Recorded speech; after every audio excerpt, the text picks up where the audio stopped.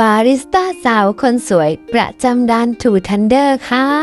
เรียกว่าน่ารักสุดๆเลยนะคะสำหรับน้องเกลของเราค่ะวันนี้น้องเกลของเราเข้ายิมคิวบิกไปร้านกาแฟทูทันเดอร์ของป้าน็อต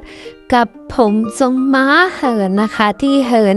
ขึ้นกว่าเดิมนะคะเพราะว่าวันนี้น้องเกลของเราไปเติมหน้าม้ามาค่ะทุกคนค่ะถ้าสังเกตดีๆนะคะจะเป็นหน้าม้าที่สั้นกว่าปกติอีกนิดนึงค่ะทุกคนเป็นทรงเดิมนั่นแหละค่ะแต่สั้นกว่าเดิมนิดหน่อยนะคะทุกคนค่ะวันนี้หน้าม้าใหม่นะคะพร้อมกับเสื้อใหม่ค่ะวันนี้น้องเกลของเรานะคะใส่เสื้อเอลซ่าด้วยนะแล้วระหว่างที่ถ่ายรูปกับพี่ FC นะคะเพราะว่าวันนี้มีโอกาสได้เจอพี่ FC นะคะก็ถ่ายรูปน้องเกลก็ไม่ลืมนะคะที่จะโชว์เสื้อให้พี่ดูด้วยนะว่าน้องเกลใส่เสื้อเอลซ่ามาด้วยนะคะเดี๋ยวจะไม่มีใครรู้ค่ะเรียกว่าน่ารักมากๆ